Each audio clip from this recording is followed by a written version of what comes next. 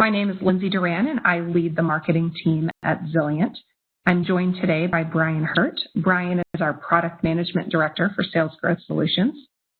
Today, we are going to talk about how to translate your corporate strategy into sales actions.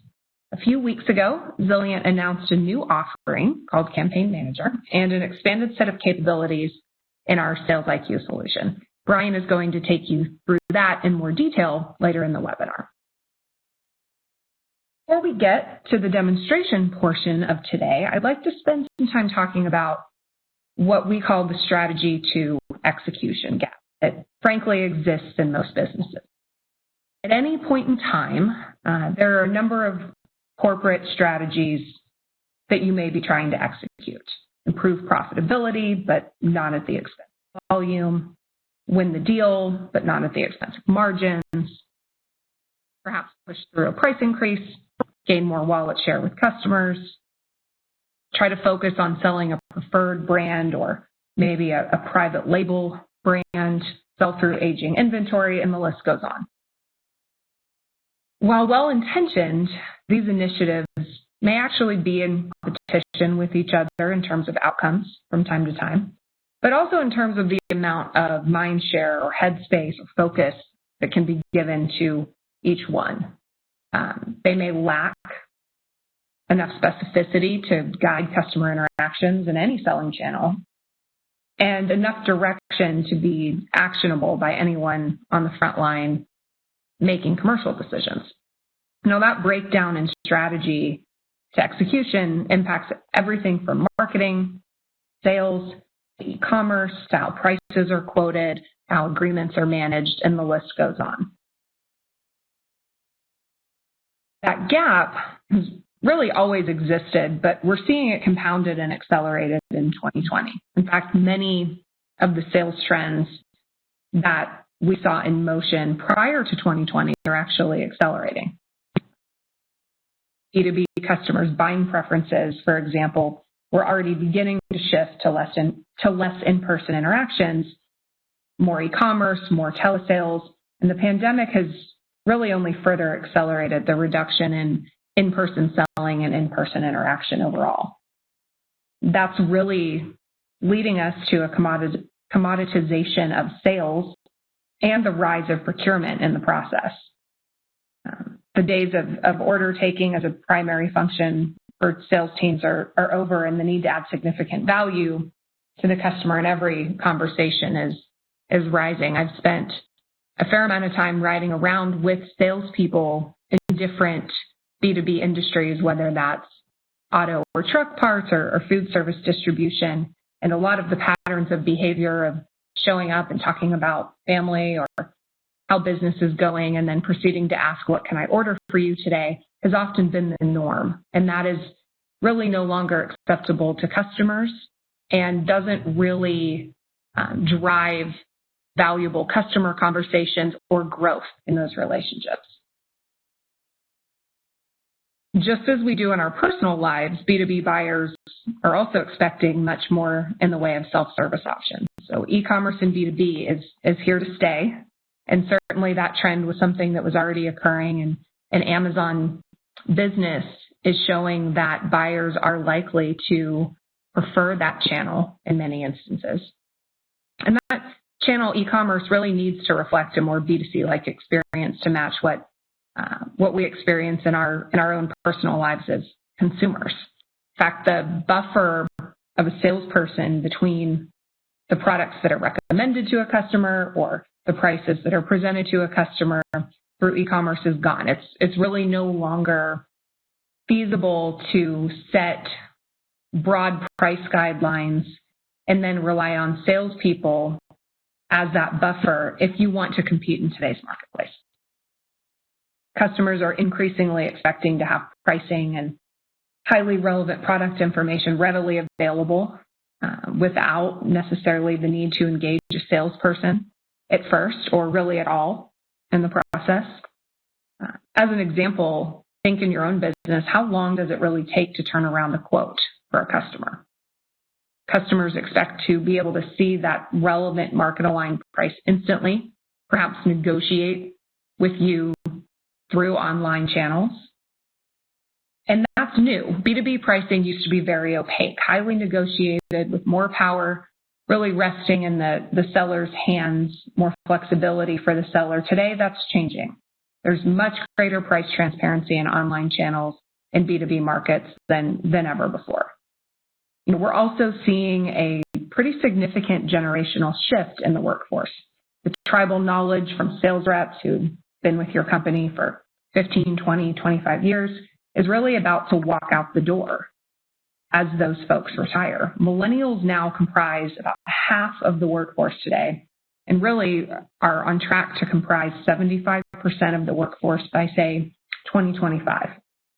This is not only a massive shift in buyer expectations, but this majority of the workforce now is actually expecting that they have the right tools and right information to be able to do their jobs because they can rely less on experience and less on that tribal knowledge. So practical applications of artificial intelligence and machine learning are really key to equipping this group to be successful and, frankly, to help future generations who will be even more reliant on technology to perform and sell effectively.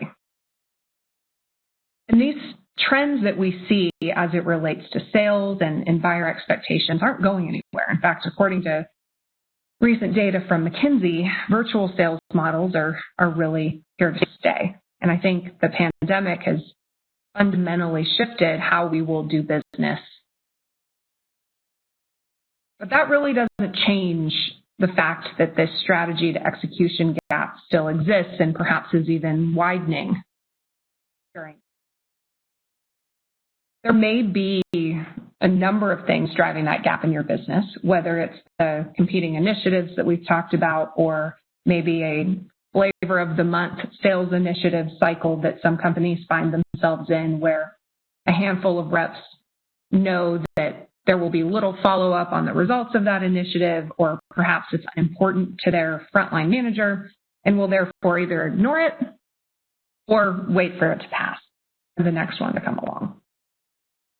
More likely than not, however, the majority of your sales reps are really doing their best to follow the guidance, but it's perhaps too overly broad, or the sheer number of products you sell and customers they manage really make it hard, if not impossible, to stay on top of each and every decision that they make and how they prioritize their time.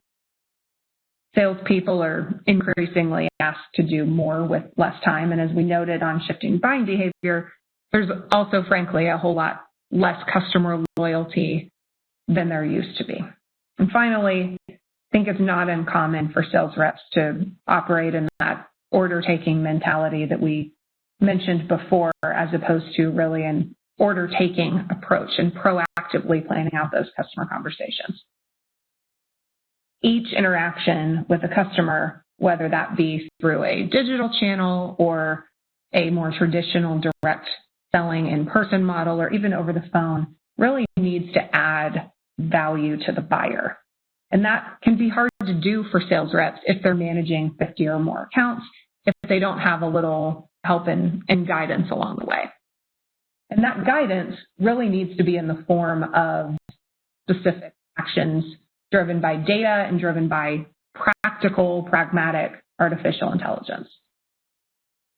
Companies that are embracing some science and bringing that into the art of selling are really growing faster than their peers. You can see the stats here from our friends at McKinsey. It's also delivering greater returns for their shareholders overall, not to mention really making it a win-win for companies, sales reps, and shareholders, because as sales reps are more easily able to meet and exceed quota and hit their goals, they make more money, better for the company overall, and in turn the shareholders. But doing that really requires thinking about how to drive actions across the customer lifecycle, systematically, accurately, and in a scalable and granular fashion. It's much more than delivering business intelligence reports via email and sending out spreadsheets or any of the traditional approaches, which I think we all know from experience tend to fall. With our recent product announcements, we're helping across entire life cycle, from thinking about what products to pitch to new customers and how to grow wallet share with those accounts over time, to strategically pitching excess inventory to the customers most likely to buy it, or recommending higher margin or preferred brand products to the right customers, who are the most likely customers to buy that excess inventory that you're trying to get rid of. And finally, finding when those customers are actually beginning to buy from a competitor. As relationships with customers mature, really important to ensure profitable pricing is in place, whether that's based on complying to contract volume commitments in order to get that favorable pricing, or making sure that agreement prices are updated, or even winning back lost business with your key customers. In a moment, Brian is going to demonstrate how this works in practice, but before I turn it over to him, I'll leave you with just a few additional thoughts that go beyond technology and really are important to enable sustainable change in your business. I think if there was ever a time to rethink or reimagine how you're equipping sales and enabling those better customer interactions, it's now. Guided actions, as we sometimes refer to them for sales, are helpful, but they're really all for naught if you don't wrap a sales process around the follow-up and the coaching to those actions. And that's really where your frontline managers come in. Frontline managers are key.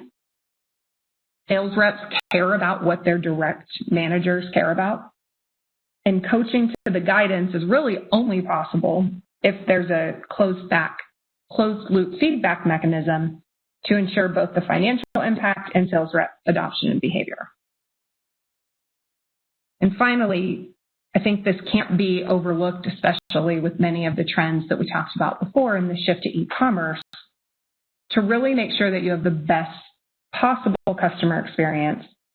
The actions that the sales reps are pursuing in offline channels with customers really need to mimic the personalized experience that you deliver for customers through digital channels and through every interaction. So that may be through your marketing campaign, through your e-commerce site, through telesales calls, through direct sales rep interactions.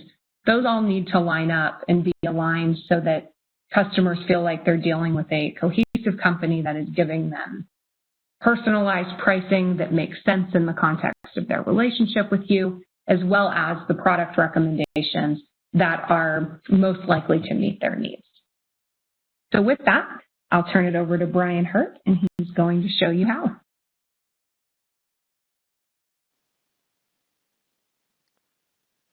Thanks, Lindsay.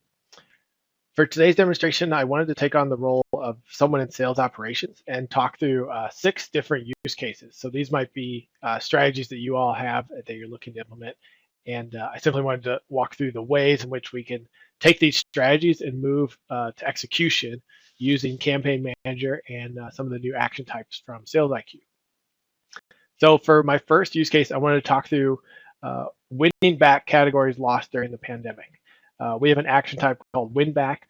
A lot of times that functions, or normally that functions as a way to identify sales that are down compared to previous years. So we'd look at sort of peak year run rates in historical years and then compare that to a current run rate. And so I wanted to walk through how I can sort of modify that to work specifically through the use case of where we are today, where you might try to recover sales just lost in the last 6 or so months, and then create an action based on that. So to start, I'm going to jump into our application here. This is Campaign Manager is one of the workbooks, but also the Sales IQ workbook. In this case, I'm actually going to start and go under the hood right away and look at the way that we configure the win back action, and then I'll run a campaign based on that. So I'm going to actually start by looking at our engine configuration. So this is where the great thing about Sales IQ is we just have so much access to the different configurations, the parameters that go into how this works. And so this gives me great control as someone in sales operations to be able to do what I need to do for my business. So in this use case, I'm on an engine parameter tab. This is where I've got a number of, this is where I set up the time periods that are used among other things for each of my action types. And so win back actions have two different settings here. One is the peak years. This is basically over how many months do I look for a peak year sales. And then I want to compare that to a run rate in an evaluation period.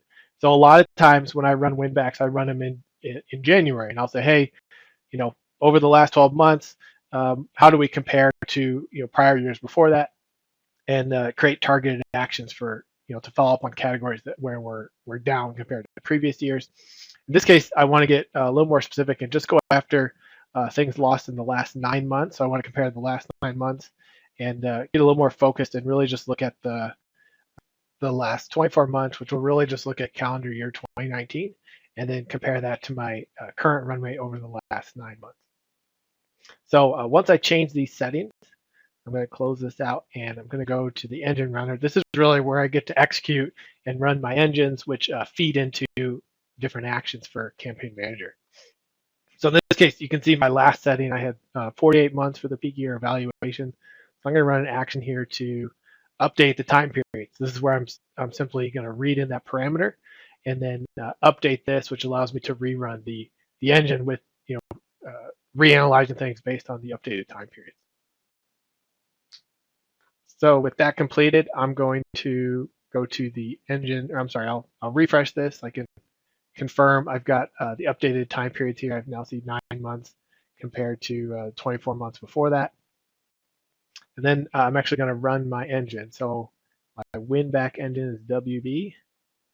So I run that engine. Here I get a nice log of different, sort of the different engines when I run them. A lot of these I'm refreshing and running every month as needed. Some of them I'm rerunning, based on parameter changes like this to make sure, that everything is configured the way I need it to. So I get a log of what's been run, how long they take. This one's pretty simple, so that runs, and I'll refresh. I can see that ran complete. That run is complete. So now I've really updated the raw engine behind this to use a new aggregation on the time period. So now I'm going to create a campaign around this. So I close out this workbook and I go back into Campaign Manager. This is where I house my existing campaigns. I've got one on recovery and growth that's been running recently, and I've got a couple other campaigns I'll use later in this demo. For this use case, I want to go ahead and create a new campaign. So I'm going to call this my, let's call it my COVID recovery.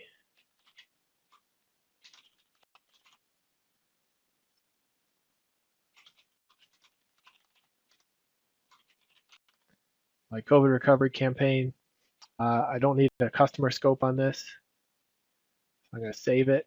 And then one of the first things I need to do, this campaign essentially has no actions associated with it. So I'm going to expand this, and then I add a campaign action. And so I have sort of coded action type ID. So I'm going to use my win back action. Visibility period after close. I'm going to set this just to say 15 days. This just means after someone closes out an action, how long does it remain visible to that user on their in Sales Planner in their interface.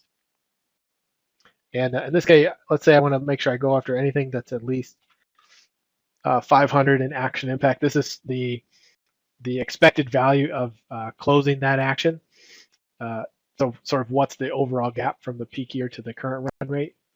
And let's say I don't want to do any more than 3 of these for a customer. So I've now got my COVID recovery win back actions. So now I'm ready to activate the campaign. I select the row, I hit activate. This simply fills out the different thresholds I need to review for this campaign and sort of formalizes this. So now this one's been activated, I can go to the campaign thresholds, and the win back action just has one threshold attached to it. Other action types have more. It just says what's the minimum % decrease that I want to look for. So the default here is a 40% decrease. Let's say maybe I want to be a little more aggressive here and go after anything with a decrease of at least 30%. And I have the option to set a customer scope or a product scope. I won't do that in this specific case. And so now I'm all set to run my campaign. So I've selected the campaign. Now I'm going to run the campaign. This is where I've previously, when I ran the engine, it identified every customer and product combination and then calculated the run rate in the last 9 months compared to the peak year before that. So all those aggregations were run as part of the engine.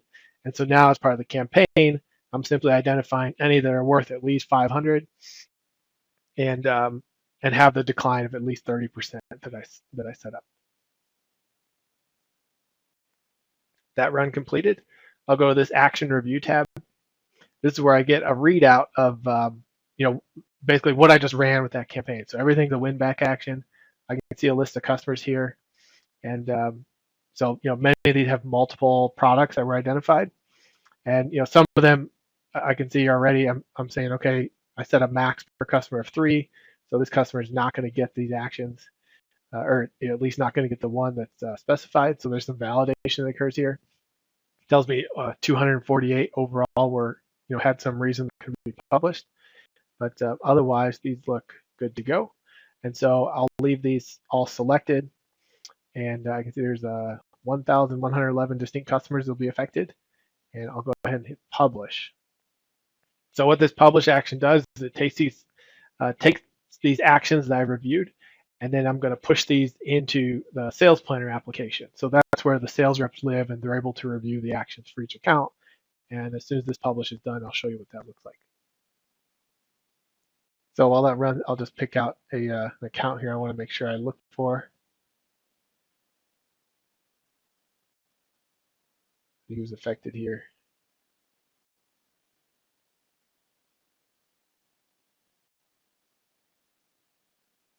Here's People's Warehouse. This is one I've looked at before. So while that runs, I'm actually going to load a new window here. Warehouse. So I can see these, the win-backs actually already starting to show up. So I had some recovery actions before, and here's some win-backs now for a particular category. I'll wait till this finishes, and I'll make sure I get my full list here.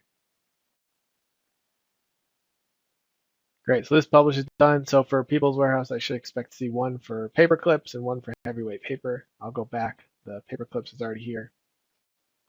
And here's my action for heavyweight paper. And so there's an action impact on each of these.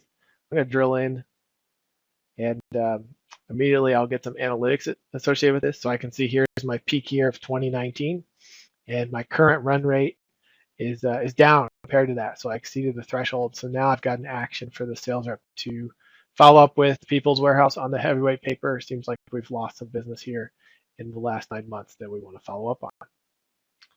So in that first example, you saw how I was able to modify the way my win-back engine runs and create a campaign that specifically targeted categories lost in the last 9 months due to the pandemic. I now want to walk through a second use case. This is where I want to identify product substitutions to grow some private label sales. So in my business, we've got private label items that we prefer to sell over some branded items in particular categories. And I want to find ways to identify the customers where I can promote those substitutions. So to start with, I've done some offline analysis with my marketing team, and we've identified a mapping of product substitutions. So here's a part number level list. And I've got a description, and I've got my branded item with the B and my private label item with the P that identifies the one-to-one mapping. So these are equivalent products I can try to substitute out. So we've identified this list. I now need to run a campaign where I identify all the customers buying this item, and then create a suggestion that the sales rep might be able to substitute the product to get our preferred item in there. So to start with, I'm going to go back to our application and again jump into the Sales IQ application where I can upload this mapping. So there's a lot in this output workbook. I won't go through each one of these, but this is essentially the raw outputs of each engine. And so I'm going to go over to I call it my sub engine. This is where I can upload a product mapping like I just showed you, and then identify the customers based on that. So when I do that, I'm going to run import. I'm going to insert all new records. I'm going to select my file here. hit next. It asked me to map the columns. I didn't give it specific column headings, and so I don't need the product description. My branded product is going to be the TS product group. That's the existing product, and then this is the sub product I'm going to sell. And in this case, I don't have a customer scope, but I have all in there anyway. I'm going to finalize this, and this uploads the worksheet. So while this runs, the product substitutions are based on having an aggregation of what each customer is already buying. That's what I call the TS, or the targeted sale engine. So just to preview this, here I can see the customer product level combination. In the baseline period, I was looking at months here, so I can see how much they've purchased in the past. And so with this, now I can see the substitution, my product mappings are uploaded. And really the output, or sort of what goes into the substitution engine, is a cross-reference of these. So I'm going to identify the customers that buy this item currently in the TS engine, and then create a suggestion here. So this output allows me to validate. Basically, I found 9,446 customer product combinations, but each of these have different volumes that they've purchased in the past. Some of them have just bought it once, and so when I run a campaign, I get to which of these meet the criteria to send out as an action. So to do that, I'm going to close this worksheet and go into Campaign Manager. So here I actually already have a campaign created for this. It's called my brand, my Convert to Private Label campaign. It's associated with my substitution action.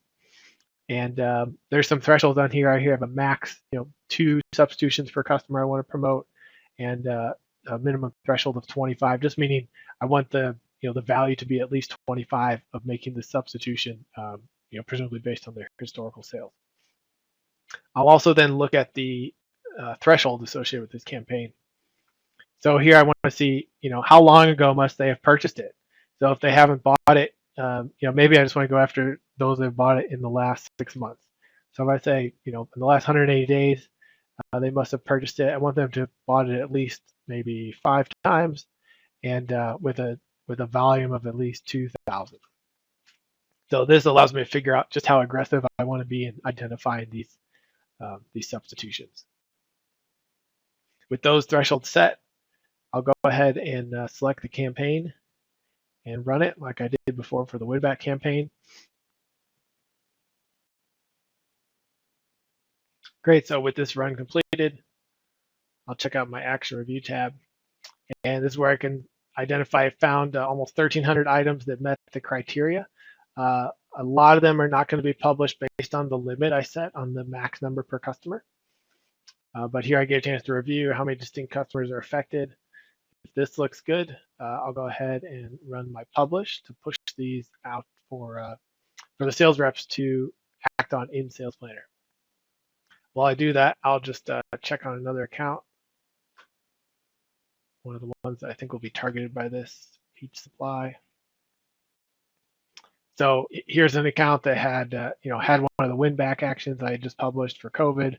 They have some existing growth and recovery actions, so this is what I'm running on a monthly basis for them. Growth, where we've got a gap in the profile, and then recovery is where I can see a trend month-to-month decline. One of the common questions I get as I talk about recovery and win-backs is, what's the difference? In this case, it's easy to see. The recovery is where we look at monthly trends. So we'll look at really an immediate drop based on a short, usually around 2 to 3 month evaluation period versus a run rate before that. And as I talked through for win-backs, those we look at a longer term view. So in this case, I had focused it just on the last 9 months of a period affected by COVID, and I can see we're significantly behind the 2019 sales for this printer paper category as well. So if this publish is almost done,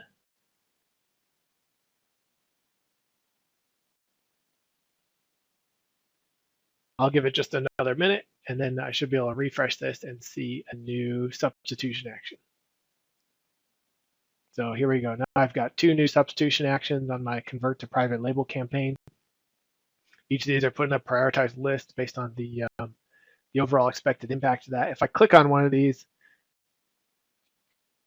what I get is just the existing sales trend. So here's the existing product, so I can see their historical sales of this, so I have context to know, how frequently they buy it, what volumes they buy it in, when I suggest the substitute product for them. So in that second example, you saw how I was able to go from a strategy of promoting a private label substitute product and immediately execute on that, creating actions for my sellers to make those substitutions. In the third example, I want to walk through what I think of as a targeted campaign. So I have an existing campaign where I'm profiling customers and identifying gaps in their profile to grow sales on different products. But in this case, maybe I want to get targeted on a specific region and a specific set of products and just get aggressive in that. So this could be a situation where I know a competitor has been active, or maybe I have a competitive advantage and I really want to focus on that area of my business. So to do that, I'm going to go back into Campaign Manager, and I'll go start by creating a new campaign. So I'm going to call this my targeted growth campaign. I'm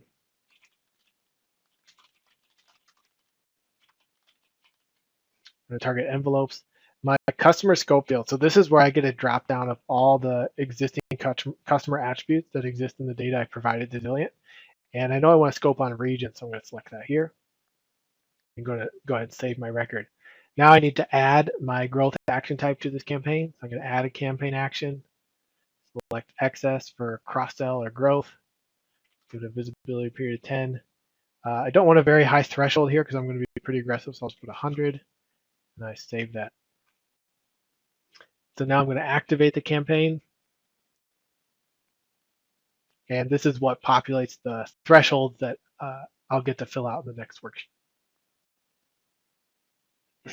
So with that completed, I can now see I've got some thresholds specified for the growth action. I'm going to come back to these. And first I'm going to do two other things. I'm going to add a customer scope. I'm going to populate customer scope and populate a product scope. So both of these are essentially going to fill out these customer scope and product scope worksheets for me. And that's where I'll be able to select what area to focus on in this campaign. So it says my customer scope's completed. I'll refresh this. Now I basically get a checklist where it's populated for this campaign, all my different regions. So I know I want to focus on Midwest. I'm going to select that as in scope. And my product scope, I said I only want to focus on envelopes. So I'm just going to select these 3 categories. If I want to keep this clean, I can remove out of scope lines. It's just going to clean things up for me if I want to come back to reference this. So before I want to run this campaign, this is an interesting one because I'm running growth actions through this targeted growth campaign, but I've also got my monthly recovery and growth campaign that I run every month.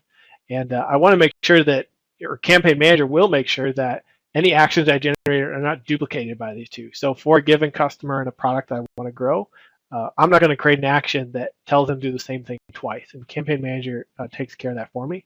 But it's helpful to sort of run both of these in tandem so I can see a little bit of how that works. So first thing I'm going to do by selecting both of these and going to the campaign thresholds, I now see the thresholds for both sets of campaign, or for both of these campaigns.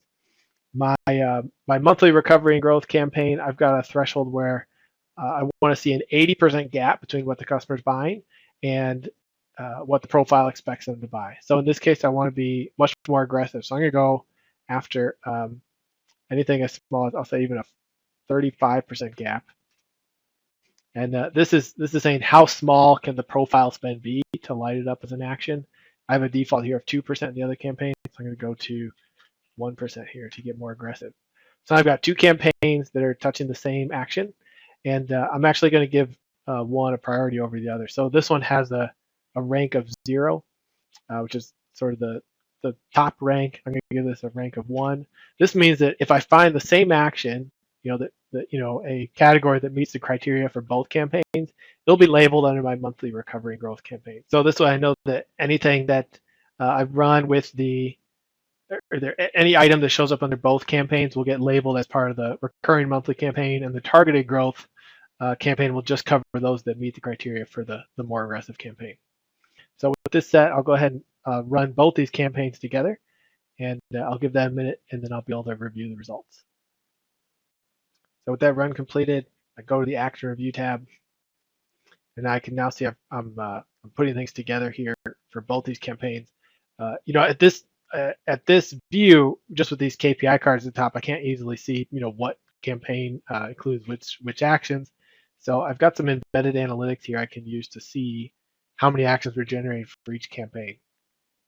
So in this case, my targeted campaign was very targeted. I just came up with 7 different actions that didn't meet the criteria of the monthly recovery and growth campaign.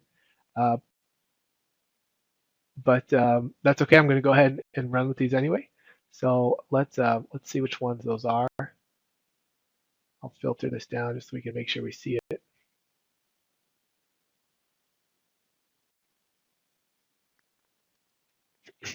So here's a couple of customers that are targeted with this campaign. They'll get a new action for them. Here's an example for Bruin Incorporated where this category is identified under the regular campaign, so it's telling me here that the lower rate campaign won't be published. So this still looks good, so I'm going to go ahead and publish these. And while that runs, I'll go ahead and look up this Legros account here.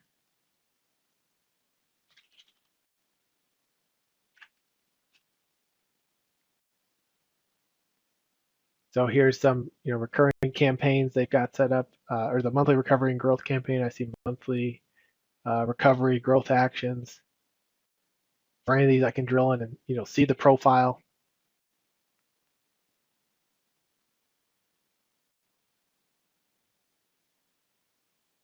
And here I get detail on some of the specific items that are popular within the profile. So when we're suggesting a growth action, it's based on category level gaps, right? And what we want to do is provide the next level of detail of, okay, for that category, what are some of the popular items or maybe a sub-product line that we can suggest? And that's what we're doing here. We're identifying specific SKUs that are commonly sold in the profile to which they're matched. So in this case, we're suggesting sell standard weight paper. If the salesperson is not familiar with some of the items here, this gives them a starting point of the SKUs that are most commonly sold to customers that they match to. If my publish is completed, I'll go ahead and go back to the account. Here I can see now I've got 2 new actions, the targeted growth for envelopes campaign, and I can see exactly how those showed up. These are categories, the profile they're matched to hasn't changed, but I've simply gotten more aggressive and identified these categories that just have a median spend in the profile of less than 2%. But now, because I want to be targeted in my Midwest region to try to grow this category, I've got an action for those. So that was an example of how we're able to create a campaign that is more targeted than another recurring campaign. For this 4th example, I want to walk through an example of what we call custom actions. So this is where there's no sales IQ engine behind it, but if I've done some offline analysis, I can push those through Campaign Manager and create an action, same as any other action that my sales reps are used to consuming. So this use case is around follow-up quotes. And so what I've got as a starting point is some offline analysis I got from my e-commerce team. There were a number of quotes we kept getting for a certain category that weren't being converted into orders. And so we wanted to create an action for the sales reps to follow up on these specific quotes. So in this case, we've gone through the trouble of adding the actual quote number. I know the customer and the product, and I've given it a campaign ID and an action type ID. And that's all I need then to run it through Campaign Manager. So I'm going to switch over to Campaign Manager.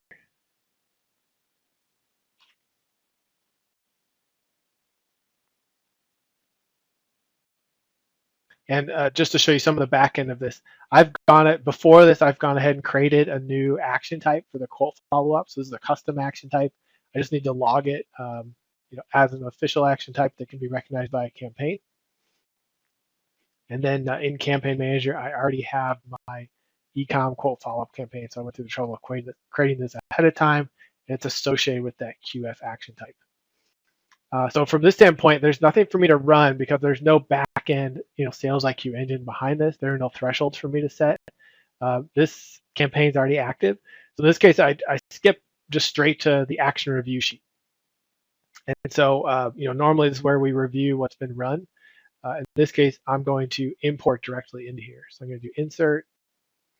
I'm going to select that CSV file I just showed you. I go through a column mapping. In this case, I was careful to name the columns in my CSV the same columns in this worksheet. So the mapping, I can just confirm everything looks good there, and then I'll finalize and upload that.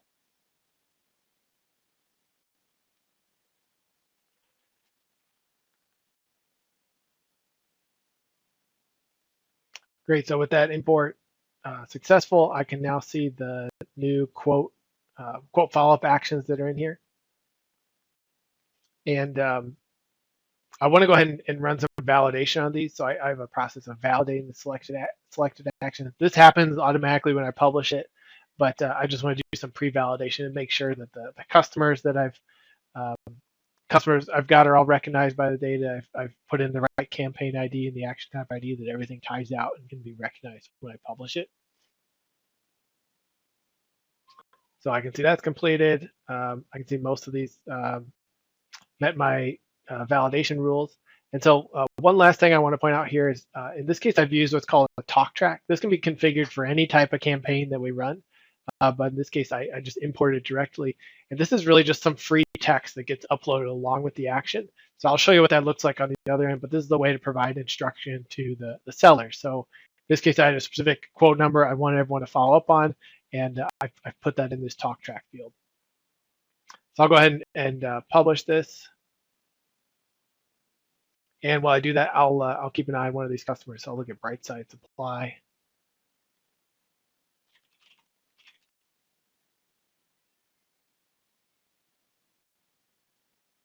So currently they just had one growth action out here, and I'll give it a minute to finish the publish, and then hopefully I can see the results of that new quote summary action. Great, so now I refresh, and I can see the envelope quote follow-up action is out there. Because it's just something that I uploaded directly, there are no analytics attached to this. There wasn't any engine behind it. But in this case, I do have the talk track. So as soon as someone drills into this, they see specifically what quote we're talking about. So that was just an example where I went straight from offline analysis, uploaded a custom action, and pushed that out to the sellers via Campaign Manager. For this fifth use case, I'm going to show how we can create an action to update pricing for low margin products that are targeted towards a specific product category. When we create a pricing action, there are two flavors of it. So one is an agreement price action where we have a documented agreement, and we'll compare that agreement price to a target price and create an action based on that. This is a case where maybe you don't have an agreement, or at least they're not formalized in your system. And so what we can do is create a benchmark based on the average price in the last month or the last week. And we'll create a recommendation comparing the target to that last price average, and prompt the salesperson to make an update based on that. So to start on this, I'm going to go to Campaign Manager. And in this case, I've already got a pricing campaign that's tied to my last price action type. I want to focus it just on the recycled paper category. So I'm going to start by running the populate campaign customer scope. So in this case, we're going to have to get a little bit creative. The pricing action tied to a SKU. And so for me to identify just the recycled paper category, I don't have those numbers memorized. So what I'm going to do is actually bring in some additional data that already exists in the Zilliant system. So I'm going to start by adding a worksheet. And I'm basically going to look at my product master that already exists. I'm going to select product. And I need product ID, and I'm going to look at my product hierarchy here. So I didn't import data. This data already exists in Zilliant's database, and I can see I've got my SKUs and then my categories. So I can see recycled paper is product level 2. So what I need to do is I want to check all of these boxes that are related to that recycled paper category. So to do that, I'm actually going to relate these two worksheets to each other. So go here, I'm going to add a relationship, create new relationship, worksheet, I'm going to relate it to my products worksheet, go left join. This is the SKU in my scoping sheet. I'm going to relate to the product ID. Save. So now I go back to my product scope worksheet. I'm going to add in some related columns. So I've now got a relationship to product. I'm going to add in product level 2. So now I can see the level 2 associated with each of these products. Then I'm going to use this cool update feature. So I'm going to set the checkbox one, which checks the box. I'm going to create a condition to only do that where product level 2 equals recycled paper. So now you can see it's only checked the box for all these recycled paper categories, which is great. I'm now ready to run my campaign. Before I do that, I actually want to check on the thresholds associated with this campaign. So here I can have settings on, for this price action, what was the maximum margin in the last time period. So if I want to go after lower margin items, maybe I'm going to get aggressive here and go after anything with a margin below 20%. Any max ratio target. So if it's at target or below, which would be a 1.0, I'm going to create an action for that. And then the baseline frequency is how frequently it's purchased. 0.5 would mean 6 out of the last 12 months. I'm going to get a little more aggressive here and go after anything with, say, 0.3 here. So these are the settings, the threshold I have on this campaign. I've selected a scope, so I can go ahead and run the campaign. With that completed, I go to my action review sheet. You can see I found 66 different price actions to update the price guidance. Maybe this is not as many as I wanted, and so the purpose of this action review sheet is to give me a review of that before I publish. So in this use case, I'll actually go back to my thresholds and say, let's get a little more aggressive here and go after anyone with, say, a margin of 35% or lower. So I can simply go back and rerun that campaign. And then that's going to push updated results into the action review tab.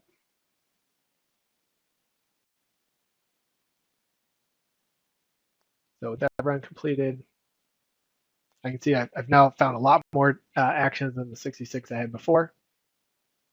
I can review these. I can see I've got a max number per customer again. That's eliminated it for some customers. I'll go ahead and publish these. With that publish completed, I'm going to go and check on Peach Supply, the account I was on before. And here we've got same actions we saw before. Now I've got an additional last price action. And I'll click on that, and I immediately get some analytics where I can see the historical price trend on this account over time. So you can see I've been moving in the right direction, but still pretty far from the target price of $26.49. So here the sales rep should have all the information they need to take an action with this account, try to get that price updated the next time they buy it. So there we saw a great example of how you can create a targeted pricing action to get pricing updated on accounts. The fifth use case I wanted to go over is a new action type with Sales IQ we call white space or prospecting guidance. And how this works is in creating growth actions, we profile accounts against each other, and then we match accounts to those profiles based on their historical spend. And the challenge we've often had, or the feedback we've gotten from many of you, our users, is that you want to have profiles for accounts who've never bought anything from you before. You want to have profiles that can guide sales reps on what products to sell to brand new or prospect accounts. And so we've addressed that with this new action type. Let me jump into the Sales IQ workbook first, and I'll show you a little bit about how that works. So we've already generated profiles for accounts, and so if we're going to match customers to those profiles not based on what they're buying, we need to match them based on attributes. And so within this configuration workbook, I have a number of attributes: matching attribute 1, matching attribute 2. We can extend this to other attributes as needed, but in this simple example, I'm using my industry segment as matching attribute 1, and I've recently updated my customer type, and so I want to add that to my matching process and then run these white space actions. So to do that, I'm simply going to update matching attribute 2 to use my customer type attribute that we've worked hard to update. I can see matching attribute 1, matching attribute 2. These are the attributes we'll use to match our prospect accounts to the existing profiles based on a best fit. So to do that, I'm going to go back to my engine runner here, and I'm going to run my WS, or white space action. So this white space action actually uses a prediction engine where we identify we basically treat the existing profiles of accounts, and we call that our training data set. We look at the attributes of those accounts, and then we look at the prospect accounts and match them to a profile based on highest level similarity of those attributes. All right, so that's completed. I can now say I've logged completion here. I'm going to close this out then and go ahead and create a campaign on my white space action. I'm sorry, I already have one created, my hunt campaign. It's tied to my white space prospecting action. And in this case, I'll check out the thresholds that we have here. So with white space, it's similar to growth, except we're expecting there's very little existing spend on different categories. So in this case, I'm just going to go after categories with 100% gap. So I'm only going to highlight categories that a customer has not purchased at all. And I want the profile spend to be at least 10%. So I'm just going to highlight sort of the top categories on these prospects. I'll go ahead and run this campaign. With that completed, I'll check out the review tab as we've done before. Found about 1,800 different actions here for specific prospect accounts and the categories we think they ought to buy. So now I'll publish. And I'll go ahead and pull up one of these accounts so I can see the result. So I'll get Abbott Inc. here.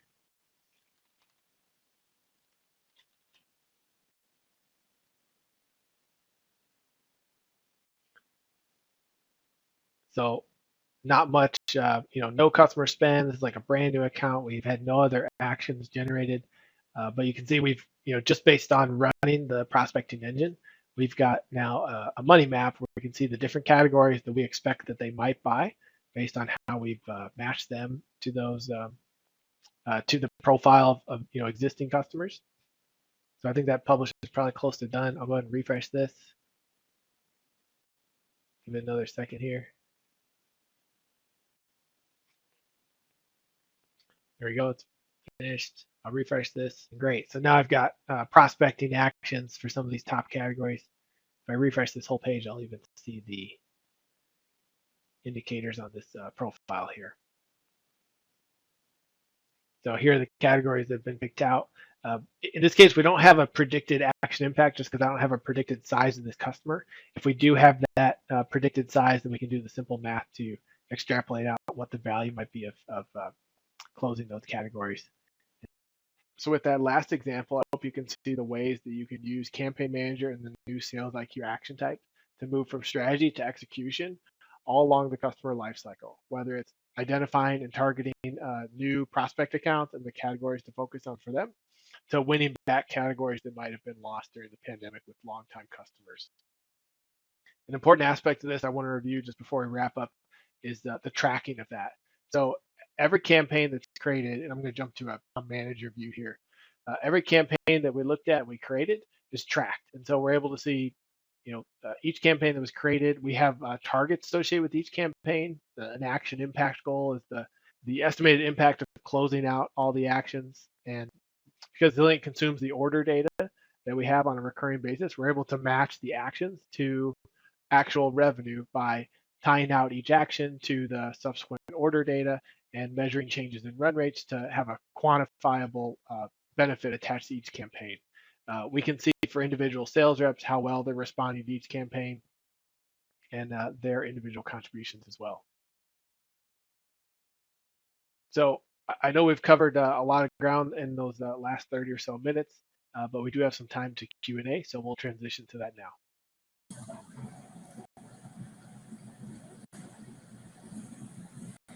Thanks, Brian.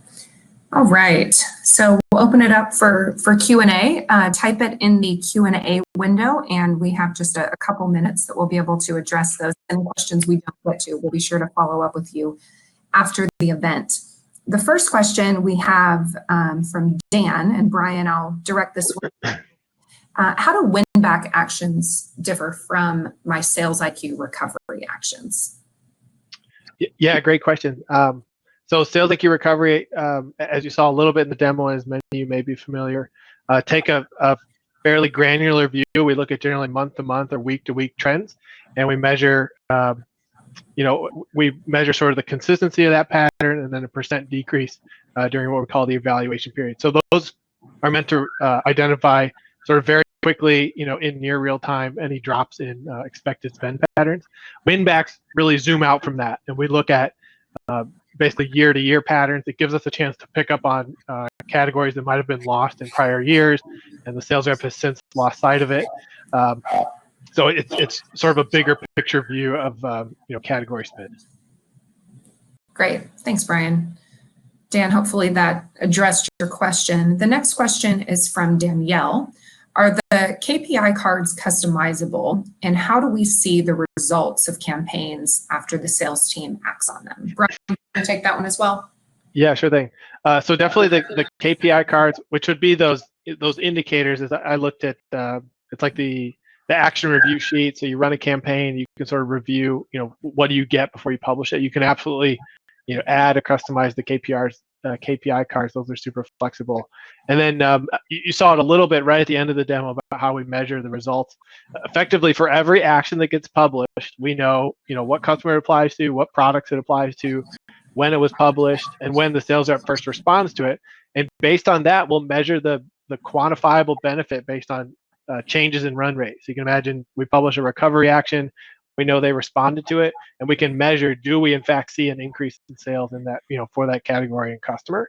And based on that, we can come up with, quantified revenue benefit. Thanks, Brian. Another question for you. You showed how the actions can get published into Zilliant Sales Planner. Are there other solutions or other applications in which these actions can be published? And can you talk a little bit about those different systems and how that might work? Yeah, great question again. So the structure behind it is we have an API that allows you to take the actions that are published from Campaign Manager and integrate those into any CRM and end-use system. Besides a CRM, which is one of the more common applications, we have people taking our actions and putting those into an e-commerce system to display. You can imagine a customer logs into your e-commerce portal. You could be directly sort of pinging or advertising to your customer based on certain actions that were published. The same way you could take the results of a campaign where we sort of identified the customers at target, run that through a marketing automation campaign to start, hey, we want to email these customers directly, targeted down to a specific product based on what's been captured in a campaign. Perfect. Thanks, Brian. All right. Well, it looks like we're at time today. I'd like to thank Brian for taking us through the demo portion today, and thank you all for attending. You can feel free to reach out to Brian or I via LinkedIn, or can contact us through Zilliant.com. Thank you, and I hope you have a great day.